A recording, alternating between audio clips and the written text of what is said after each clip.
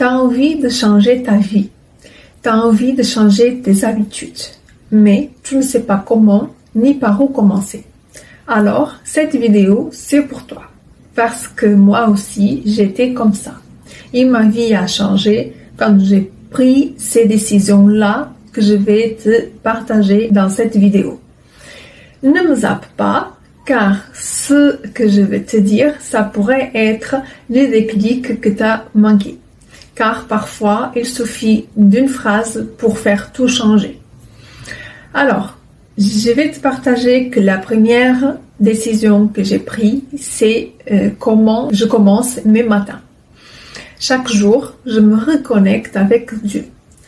Pas avec mon téléphone, pas avec mes soucis, mais avec la paix. Et ça a changé ma vie. Et si tu te sens aussi déconnecté, commence par lui parler chaque matin. Peu importe ce que tu crois, si c'est Dieu, si c'est l'univers, peu importe, tant que tu saches qu'il y a quelqu'un supérieur de toi et que tu n'as pas tout le pouvoir. C'est pour ça que parfois je parle que j'enlève ma couronne de papier. Peu importe comment, mais commence. Alors, une autre chose que j'ai changé aussi, c'était ma façon de m'habiller quand je restais chez moi. Avant, je restais en mode pyjama toute la journée, mais j'envoyais à mon cerveau un message très clair. C'est aujourd'hui, on est à la maison, on fait rien de productif, donc je suis tranquille. Mais maintenant, j'ai changé ça et je m'habille tous les jours, même si je suis à la maison et si j'ai pas l'intention de sortir. Car comme j'ai l'habitude de dire, si la chance frappe à ta porte, t'es prête. Une autre chose, c'était la raison que je donnais pour faire le sport. Normalement, c'était esthétique. Donc ça, quelque chose qui va te faire abandonner rapidement. Mais faire du sport pour la santé, l'énergie, avoir l'énergie et le bien-être, c'est une révolution.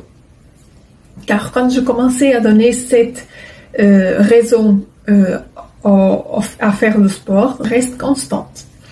Une autre chose que j'ai aussi changé, c'était donc j'avais une sensation d'étouffement chez moi, comme si le bazar extérieur reflétait mon chaos.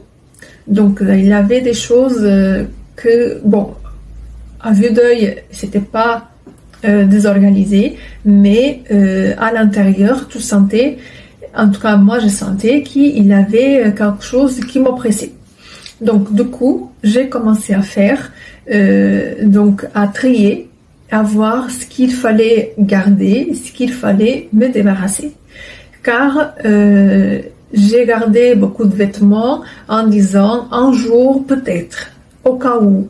Mais non, ça n'existe pas. Il n'y a pas de cas où, d'un jour peut-être, je pourrais avoir besoin. Ça, c'est que des excuses que toi, ton cerveau, utilise pour ne pas te débarrasser des choses, car il y a toujours un manque.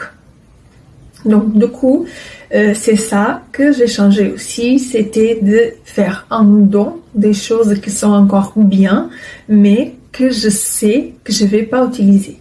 D'autres choses, j'ai jeté et comme ça, maintenant, je me sens mieux chez moi.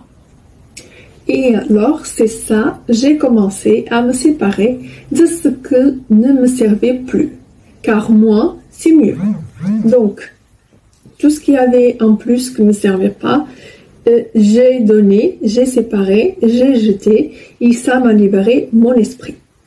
Un autre point que j'ai changé, c'était la lecture. Donc en 2024, j'ai lu 12 livres. Oui, moi, que je retrouvais toujours des excuses, comme je n'ai pas le temps, j'ai toujours que des choses à faire sur le téléphone.